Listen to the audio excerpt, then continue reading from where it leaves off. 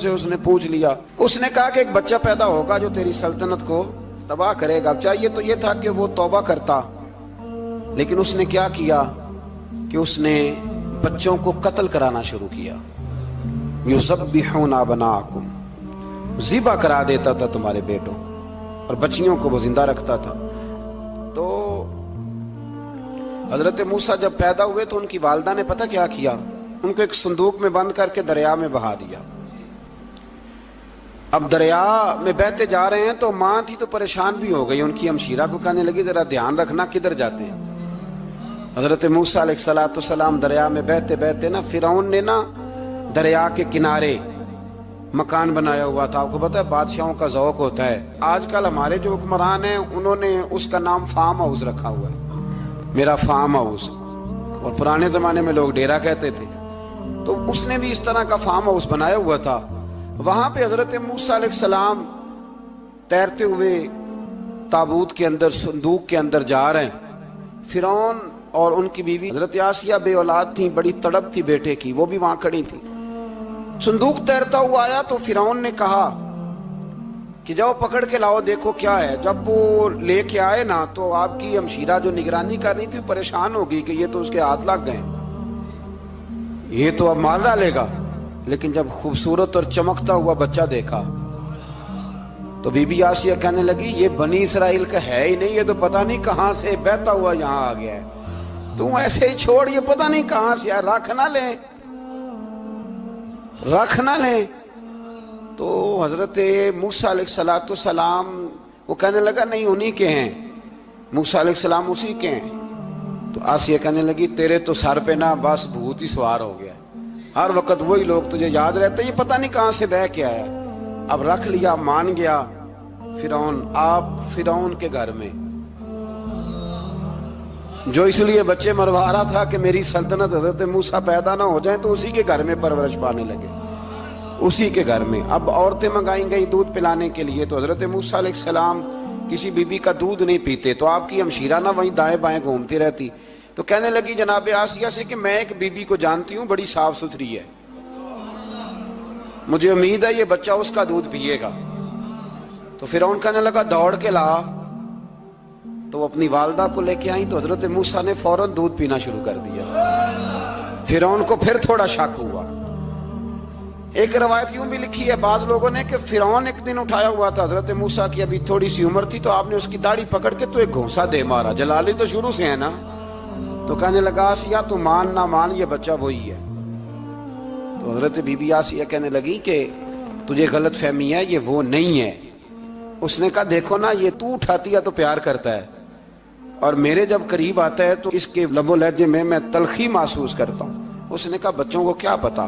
خیر ایک طرف اس نے کھانے پینے کی چیزیں رکھ دی، ایک طرف انگارے رکھ دیے. وہ بھی حضرت آسیہ کہتی ہیں کہ تجھے سمجھ آئے بچے بچے ہوتے ہیں. حضرت موسیٰ بچے تو تھے پر تھے تو اللہ کے نبی نا، اللہ کے نبی تھے. جب اس نے کہا نا یہ بچے ہیں تو حضرت موسیٰ علیہ السلام بجائے انگاروں کی طرف جانے کے، نبی تھے، وہ سیدھے کھانے پینے والی چیزوں کی طرف بڑھنے لگے. فرعون کہنے لگا آپ بتا. اللہ تعالیٰ نے حضرت جبریل کو بھیجا. انہوں نے کہا ادھر نہیں جانا، آپ ادھر جائیے. تو آپ آگ کی طرف گئے اور ایک کوئلہ اٹھا کے زبان پہ رکھ لیا. تو آسیہ کہنے لگی سمجھ آئی، بچے کو کیا پتا کدھر جانا ہے کدھر نہیں جانا. اگر وہ اتنا ہی خیال ہوتا، وہی بچہ ہوتا تو آگ. اور بعض مفسرین نے لکھا ہے یہ جو حضرت موسیٰ دعا مانگتے تھے نا رب اشرح لی صدری ویسر لی امری، یہ وہ آگ کا انگارہ جب کوئلہ منہ میں رکھا تھا نا تو اس کی وجہ سے زبان میں کچھ لکنت آ گئی. تو آپ دعا کرتے تھے کہ یا اللہ میری زبان کی وہ بند گرا کھول دے تاکہ میں کھل کے فرعون کے سامنے بات کر سکوں. وہیں حضرت موسیٰ پلنے لگے، وہیں پلے، وہیں جوان ہوئے، وہیں اللہ نے ساری دولتیں دی. بہن بھی ملی، ماں بھی ملی، اور سارے عزیزوں کا پیار بھی ملا. اسی گھر کے اندر اللہ نے پرورش کر کے فرعون کے ظلم سے بنی اسرائیل کو نجات عطا فرمائی. کہ موسیٰ پھر فرعون کے گھر میں پلنے لگے، اور جب جوان ہو گئے تو فرعون کے ہاں جو ظلم ہوتا تھا حضرت موسیٰ اس پر بول پڑتے تھے، جلال فرماتے. تو فرعون پھر ناراض رہنے لگا، یہاں تک کہ اس نے آپ کو نکال دیا. آپ تشریف لے گئے وہاں سے. تو حضرت موسیٰ ایک دن شام کے وقت دوبارہ آئے بستی میں، لوگ سوئے ہوئے تھے، تو دو آدمی، ایک بنی اسرائیل میں سے اور ایک فرعون کی اپنی قوم میں سے، وہ دونوں آپس میں جھگڑ رہے تھے۔ لیکن وہ جو حضرت موسیٰ کی بنی اسرائیل کی قوم کا شخص تھا، اس پر وہ قبطی، وہ جو فرعون کے قریبی لوگوں میں سے تھا، وہ ظلم کر رہا تھا اور بوجھ اٹھانے کی بات کر رہا تھا۔ اب اس نے حضرت موسیٰ کو پکارا کہ یہ دیکھے میرے ساتھ کس طرح کی بات کر رہا ہے، تو حضرت موسیٰ کا ارادہ بھی نہیں تھا، آپ نے بس اس کو سمجھایا، پر کچھ لوگوں کو سمجھ، تو حضرت موسیٰ نے پھر ایک مکہ مارا، ایک گھونسا مارا، صرف ایک ہی۔ یہ کئی تگڑے اور دلیر اس طرح کے بھی ہوتے ہیں کہ گھونسا ایک بھی برداشت نہیں کرتے، وہ ایک مارا، آدمی دھڑام سے زمین پہ گرا اور ماری گیا۔ حضرت موسیٰ کا ارادہ نہیں تھا لیکن وہ مر گیا۔ حضرت موسیٰ علیہ السلام نے اس بات پر اپنے رب سے استغفار بھی فرمائی۔ قرآن کہتا ہے کہ انہوں نے معافی چاہی کہ اللہ میرا ارادہ نہیں تھا۔ بہرحال اگلے دن نا حضرت موسیٰ دوبارہ آئے۔ وہ سنا کرتے تھے نا ہم کہ بیوقوف دوست سے عقل مند دشمن بہتر ہوتا ہے۔ وہ کم از کم دشمنی تو عقل مندی سے کرتا ہے نا، لیکن جو بیوقوف دوست ہو بیوقوفی۔ حضرت موسیٰ دوبارہ آئے تو وہ بنی اسرائیلی اگلے دن کسی اور سے جھگڑا کر رہا تھا، پھر اس نے مدد کے لیے پکارا تو حضرت موسیٰ کہنے لگے مجھے لگتا یہ ہے کہ تیری عادت ہے، تو خود بڑا جھگڑالو ہے، تو نے روز نیا جھگڑا شروع کیا ہوتا ہے۔ حضرت موسیٰ جب اس کی طرف بڑھے نہ ڈانٹنے کے لیے تو اس نے شور کرنا شروع کر دیا، کہنے لگتا ہے جس طرح آپ نے اسے کل قتل کیا تھا مجھے بھی قتل ہی کریں گے۔ یہ انسانوں کا مزاج ہے کہ آپ جب تک کسی کے طبیعت کے مطابق چلیں گے وہ راضی رہتا ہے، اور ذرا آپ اس کی طبیعت سے ہٹتے ہیں تو وہ شور کرتا ہے۔ اس نے کہا جی آپ مجھے بھی لگتا ہے ماریں گے۔ حضرت موسیٰ کلیم اللہ علی نبینا علیہ السلام کے بارے میں جب اس نے شور کیا تو بات پھر فرعون کے دربار تک گئی۔ وہ تو پہلے ہی بہانہ تلاش کر رہا تھا، اس نے کہا ڈھونڈو پکڑو اور معاذ اللہ شہید کریں گے۔ کسی نے آ کے خبر دی کہ آپ جہاں سے ہجرت کر جائیں، اس لیے کہ آپ کے لیے یہاں حالات درست، اور بھائی یہ چھوڑ دیا کریں بات کہ فلاں آدمی کے حق میں فلاں جگہ حالات کیسے خراب ہوئے، تو نبی کریم علیہ السلام مکہ چھوڑ کے کیوں آئے؟ حضرت موسیٰ علیہ السلام نے ہجرت کیوں فرمائی؟ یہ ایک ایسی عجیب بحث ہے جس کو لوگ بلا وجہ چھوڑ دیتے، بلا وجہ چھیڑ دیتے ہیں۔ اور بالخصوص ایک خاتون نے ایک دفعہ مجھے پیغام دیا تو میں بڑی اس کی بات سن کے مجھے عجیب لگا۔ وہ کہنے لگی کہ دوسری جگہ میری شادی ہوئی ہے، مجھے طلاق ہو گئی تھی، تو مجھے ایک تانا روز سننے کو ملتا ہے تو اتنی اچھی ہوتی تو وہاں نہ رہ لیتی۔ تو بھئی یہ کوئی تانے والی بات ہے؟ کوئی ضروری ہے کہ بیوی غلط ہوتی ہے تو طلاق ہوتی ہے؟ اللہ کے محبوب علیہ السلام کی دو صاحبزادیوں کو ابو لہب کے دو بیٹوں نے طلاق بھیج دی تھی، کس کی غلطی تھی؟ تو آپ کیا کہہ سکتے ہیں یہاں کیوں طلاق؟ تو اتنی جلدی بات تھوڑی کر دیں گے آپ، تھوڑی احتیاط فرمائیں بولنے میں۔ تو حضرت موسیٰ علیہ السلام وہاں سے نکلے اور آپ مدین کی طرف چلے گئے۔ مدین وہ علاقہ تھا جہاں فرعون کی حکومت کوئی نہیں تھی۔ حضرت موسیٰ جیسے ہی وہاں پہنچے تو ان کے اندر ایک جذبہ تھا، ظلم ہوتا نہیں دیکھ سکتے تھے۔ جب وہاں پہنچے تو انہوں نے دیکھا لوگ اپنے اپنے جانوروں کو گھاٹ پہ پانی پلا رہے ہیں، اور دو خواتین ہیں وہ بالکل پیچھے کھڑی ہیں۔ تو حضرت موسیٰ کلیم آگے بڑھ کے کہنے لگے تم کیوں نہیں پانی پلاتی؟ تو وہ کہنے لگی ہمارا بھائی کوئی نہیں، باپ ہمارا بوڑھا ہے۔ اللہ اکبر۔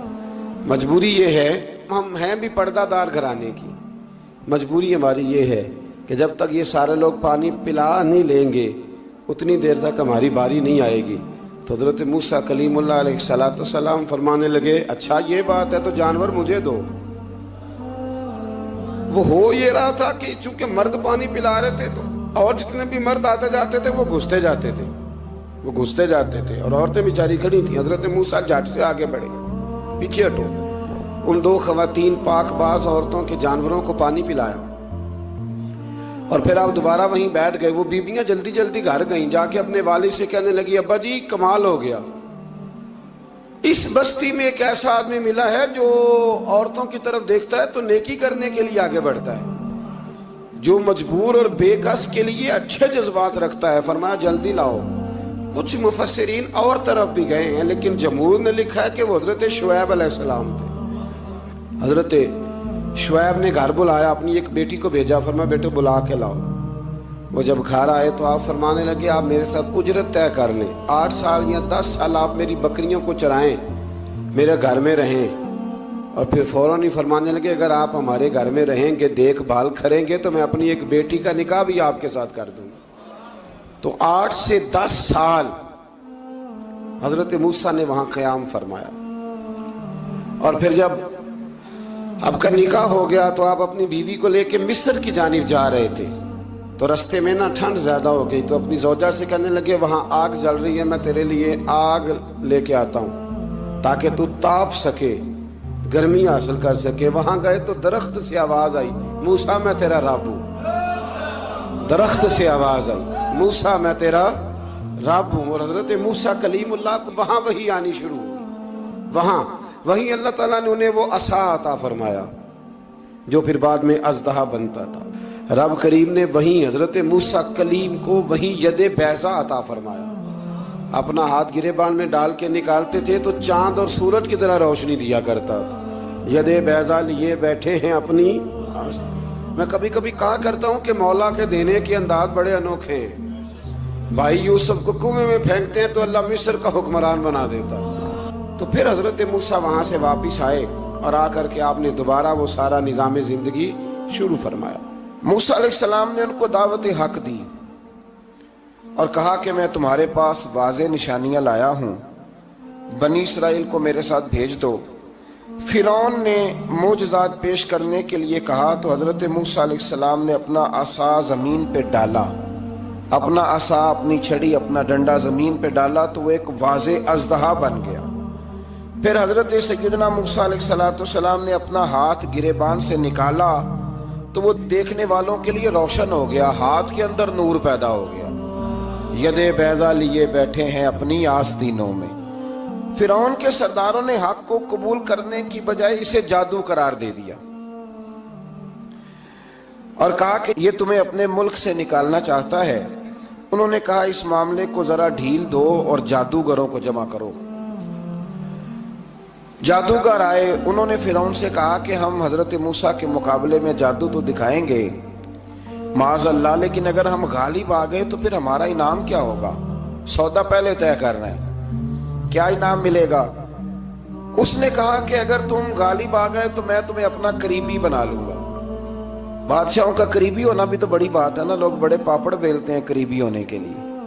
और ये जो करीबी होते हैं ना, बिलखुसूस जो बादशाहों के करीबी होते हैं, बादशाहों की तबाही का सबब भी यही लोग ही बनते हैं। ये उनको रोज खबर देते हैं कि सब अच्छा है, सब अच्छा है। और दुनिया के ज़्यादातर हुक्मरान इन्हीं लोगों की वजह से तबाह होते हैं क्योंकि उनका खुद अवाम से राब्ता नहीं रहता। अगर वो खुद अवाम के साथ डायरेक्ट राब्ता करें तो शायद उन्हें अच्छी और साफ सुथरी चीज़ें समझने को मिल जाए। खैर, जादूगरों ने जब कहा हमें क्या दोगे तो उसने कहा तुम्हें करीबी बना लूंगा। जादूगरों ने मूसा अलैहिस्सलाम से कहा कि आप पहल करेंगे या हम पहल करें? तो मूसा अलैहिस्सलाम ने कहा तुम पहल करो। जब जादूगरों ने अपनी रस्सियां जमीन पे डाली तो लोगों की निगाहों को सहर ज़दा कर दिया, जादू कर दिया और उन्हें डरवा दिया। उन्होंने कहा ये तो बड़ा जादू ले आए। तो अल्लाह ताला ने हजरत मूसा अलैहिस्सलाम को हुक्म दिया कि आप भी अपना आसा जमीन पे डालें। उनकी रस्सियां सांप बन गई थी ना, दरअसल वो सांप बनी नहीं थी, लोगों की आंखों पर जादू हो गया था, उन्हें सांप नजर आ रहा था। फरमाया आप भी अपना आसा जमीन पे डालें। वो असा सांप बना और जादूगरों की सारी चीजों को निगल ही गया। उनकी बहुत सारी रस्सियां सांप बनी थी, इनका एक ही असा सांप बना और सबको निगल गया। इस तरह के मोजज़े की हकानियत और जादूगरों का बुतलान साबित हुआ और फिरौनी रुसवा हो गए।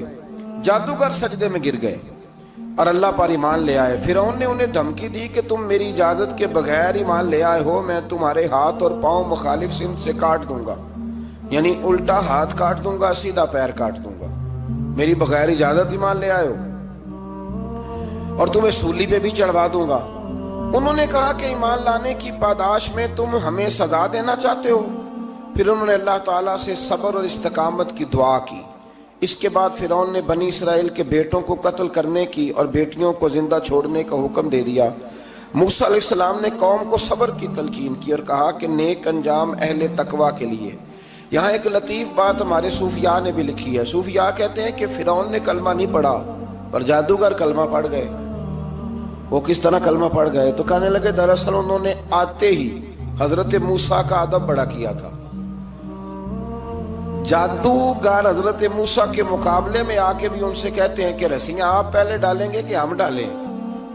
آپ اصحاب پہلے رکھیں گے کہ ہم رکھیں؟ تو اتنا سا ادب کیا تو رب کریم نے فرمایا جو نبی کا ادب کرے وہ بے ایمان نہیں رہ سکتا. جو نبی کا ادب کرے وہ بے ایمان نہیں رہ سکتا، اور جو نبی کی بے ادبی کرے وہ ایماندار نہیں رہ سکتا. ختم ہو گئی بات. یہاں ہمارے صوفیاء نے یہ بات لکھی ہے کہ چونکہ انہوں نے آتے ہی کہا تھا کہ آپ پہلے ڈالیں گے یا ہم پہلے ڈالیں، تو حضرت موسیٰ سے انہوں نے پوچھ لیا. نبی کے پوچھے بغیر پہل نہیں کی تو اللہ نے انہیں ایمان کی دولت عطا کر. اللہ تعالیٰ نے فرعونیوں پر قحط سالی کا عذاب نازل کیا. فرعونیوں کا طریقہ یہ تھا کہ اچھائی کو اپنا کمال گردانتے تھے، کہتے تھے یہ ہماری طرف سے، اور برائی کو معاذ اللہ بدشگونی کے طور پر موسیٰ علیہ السلام کی طرف منسوب کرتے تھے. کہتے تھے معاذ اللہ آپ کی وجہ سے یہ سارا کچھ ہو رہا ہے. ہوتے نا نہیں کہتے ہیں جب سے میں وہاں گیا ہوں تب سے. ہمارے بزرگ ایک لطیفہ بھی سنایا کرتے تھے کہ کسی زمیندار نے نماز پڑھنی شروع کی تھی تو اس کے جانور مرنے شروع ہو گئے.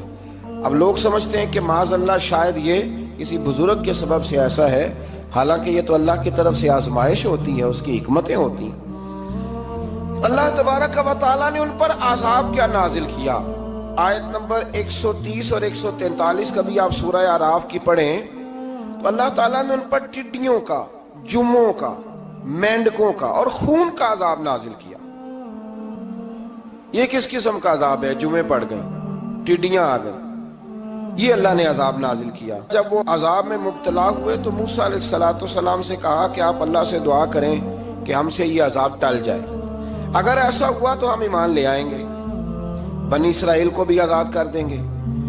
لیکن موسیٰ علیہ السلام کی دعا کے نتیجے میں جب عذاب ٹل جانے کے بعد فرعونی پھر اپنے وعدے سے پھر گئے. بنو قریظہ والوں نے بھی کئی دفعہ حضور سے وعدے کیے پر اپنے وعدوں پر قائم. ایک بات آپ سے یہاں روک کے عرض کر دوں، ہم بھی کئی دفعہ کہتے ہیں ذرا بریک کبھی گاڑی کی نہیں نہ لگتی تو ہم ارادہ کرتے ہیں کہ آج سے ہی نماز شروع کر دینی.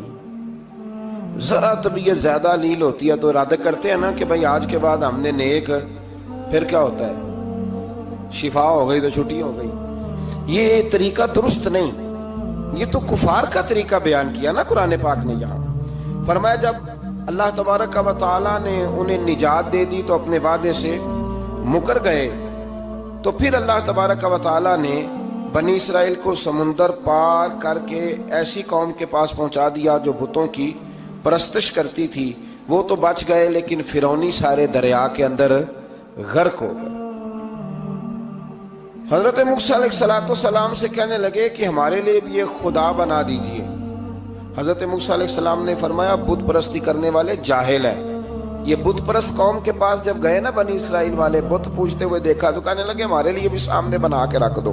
فرمایا یہ تو جاہل ہیں، تم انہیں دیکھ کے اثر قبول کر رہے ہو اور اپنی جاہلیت کے باعث یہ ہلاک ہونے والے بھی ہیں. پھر اللہ تعالیٰ نے بنی اسرائیل پر اپنی نعمتوں کا ذکر فرمایا اور موسیٰ علیہ السلام نے اپنی قوم میں ہارون علیہ السلام کو اپنا جانشین فرمایا اور کوہ طور پر تشریف لے گئے. اللہ نے فرمایا وہاں آ جائیں، میں آپ کو تورات عطا کرتا ہوں. 40 دن کا یہ عرصہ تھا.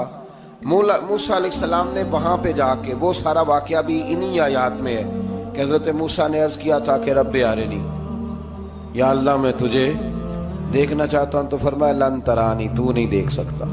وہ بھی یہاں اللہ نے ذکر فرمایا. پھر اللہ تعالیٰ نے اپنی ایک تجلی جب کوہ طور پہ ڈالی تو حضرت موسیٰ علیہ السلام تاب نہ لا سکے اور بے ہوش ہو گئے اور پہاڑ بھی ریزہ ریزہ ہو گیا. اس کا ذکر بھی اللہ نے انہی آیات میں فرمایا. آیت نمبر 144 سے 155 تک حضرت موسیٰ علیہ السلام کو رسالت عطا کرنے، کلیم اللہ کا منصب عطا کرنے، تورات عطا کرنے کا ذکر ہے. آگے چل کے بتایا کہ جو متکبر لوگ ہیں نا وہ آیات الہیہ سے منہ پھیرتے، اور جو لوگ اللہ کی آیات اور قیامت کو جھٹلاتے ہیں ان کے اعمال باطل ہیں. پھر موسیٰ علیہ السلام کے کوہ طور پر قیام کے عرصے میں بنی اسرائیل کے زیورات سے بچڑا بنا کر اسے معبود بنانے کا ذکر ہے۔ ان میں ایک جادوگر تھا سامری، سنا ہے سلالہ میں اس کی قبر ہے۔ حضرت موسیٰ کوہ طور پہ چلے گئے تو اس نے پیچھے سے سونے کا ایک بچڑا بنا لیا، اس میں سونے کی تاریں اس کے منہ میں لگائیں، ہوا چلتی تھی تو بجتی تھی۔ اتنے کمزور عقیدے کی یہ قوم تھی کہ انہوں نے فٹافٹ ماننا شروع کر لی، فٹافٹ ماننا، کہنے لگے یہ ٹھیک ہے۔ چنانچہ موسیٰ علیہ السلام جب واپس آئے تو قوم پر غصے اور افسوس کا اظہار فرمایا اور کہا میرے پیچھے تم نے ایسا برا کام کیا ہے۔ انہوں نے تورات کی تختیاں بھی زمین پہ ڈالیں اور اپنے بھائی ہارون علیہ السلام کا سر پکڑ کے اس سے جواب طلبی کی۔ انہوں نے کہا اے میرے ماں جائے، بڑے خوبصورت لفظ ہے قرآن پاک، اے میرے ماں جائے، اے میرے بھائی، قوم نے مجھے بے بس کر دیا اور قریب تھا کہ یہ مجھے قتل بھی کر دیتے۔ اب آپ مجھ پر سختی کر کے دشمنوں کو ہنسنے کا موقع نہ دیں، کبھی بھی دشمنوں کو اپنے اوپر ہنسنے کا موقع نہ دینا چاہیے۔ پھر آیت نمبر 151 میں موسیٰ علیہ السلام کی دعا اور کلمات استغفار کا ذکر ہے۔ آگے چل کے بتایا کہ غصہ ٹھنڈا ہونے پر موسیٰ علیہ السلام نے تورات کی تختیوں کو اٹھایا جن کی تحریر میں اللہ سے ڈرنے والوں کے لیے ہدایت اور رحمت کی بشارت تھی۔ آیت نمبر 156 سے لے کر 158 تک میں موسیٰ علیہ السلام کی دعا کا ذکر ہے، جس میں انہوں نے اپنی قوم کے لیے اللہ تعالیٰ سے دنیا اور آخرت کی بھلائی مانگی۔